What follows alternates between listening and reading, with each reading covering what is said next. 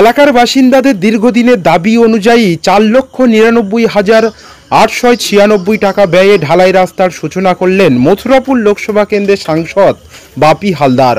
জানা যায়, মথুরাপুরের কৃষ্ণচন্দ্রপুরের ছত্রভোগ বাসুদেব হালদারের বাড়ি হইতে পশ্চিম কৃষ্ণচন্দ্রপুর কালিদাসের বাড়ি পর্যন্ত ঢালাই রাস্তা সূচনা করা হয় বৃহস্পতিবার। সাংসদ তহবিল থেকে এই টাকা বরাদ্দ করা হয়েছে। এই রাস্তাটি হয়ে গেলে চলাচলের সুবিধা হবে স্থানীয় বাসিন্দাদের। মথুরাপুর লোকসভা কেন্দ্র থেকে বাপি হালদার সাংসদ হওয়ার পর থেকে পরস্পর এলাকার উন্নয়ন এভাবে বইতে চলেছে। এই উন্নয়ন দেখে খুশি এলাকার বাসিন্দারা। মথুরাপুর থেকে নুরুদ্দিনের রিপোর্ট, বিএনটিভি।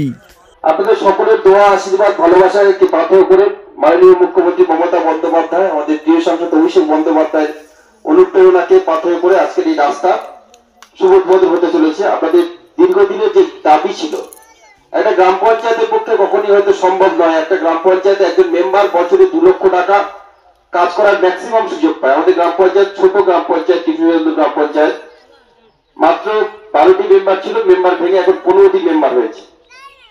যদি 30 লক্ষ টাকা আসে তাহলে 2 লক্ষ টাকা করে প্রত্যেকটা মেম্বার কাজ করার সুযোগ পায়। 30 লক্ষ টাকা তো আসেই না বছরে, খুব বেশি হলে 20 থেকে 22 লক্ষ টাকা তারা পায় স্বল্প সাকুল্যে। একজন মেম্বার যদি 2 লক্ষ টাকা পায়, তো সারা বছরে সে জল করবে না, কল করবে, রাস্তা করবে না, লাইট করবে। মানুষের চাহিদা প্রচুর চাহিদা। সেক্ষেত্রে নিশ্চিতভাবে এমএলএ, এমপি, জেলা পরিষদ সমস্ত দিকে সহযোগিতা না হলে কখনো সেই সমস্ত কাজ করা সম্ভব হয়নি। আপনারা জানেন যে আপনাদের দাবি মতো ছত্রভোগে এলাকায় টিউবওয়েল নির্মাণ করে দেওয়া হয়েছে, নতুন লাইটের ব্যবস্থা করে দেওয়া হয়েছে। যেখানে যেটুকু আপনাদের দাবি আছে একটার পর একটা সেই দাবি আমরা চেষ্টা করি যে আপনাদের সকলের আশা ভরসা, সকলের সেই আশাকে মান্যতা দিয়ে, ভরসাকে মান্যতা দিয়ে যাতে করে একটার পর একটা কাজ আমাদের প্রিয় মুখ্যমন্ত্রী মমতা বন্দ্যোপাধ্যায়, প্রিয় সাংসদ অভিষেক বন্দ্যোপাধ্যায় অনুপ্রেরণাকে পাঠিয়ে করে সেই কাজটা যাতে করে আমরা করতে পারি।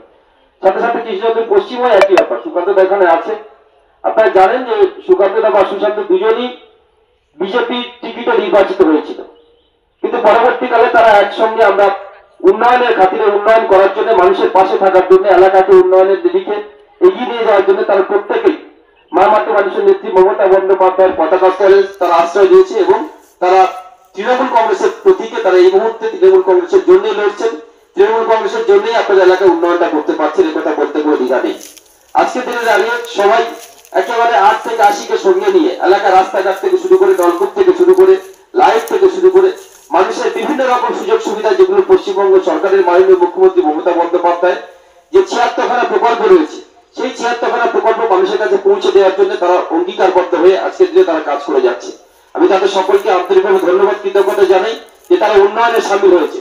এবং সর্বোপরি এই এলাকার মানুষজন যারা, বিশেষ করে যারা ভোটার, যারা ভোট দিয়ে তাদেরকে জয়ী করেছিলেন, আপনারা বোধহয় তাদের সঙ্গে আছেন, তাদের পাশে আছেন বলে তাদের এইরকম সুযোগ হয়েছে কাজ করার। সুতরাং তাদের পাশে থাকুন, সাথে থাকুন।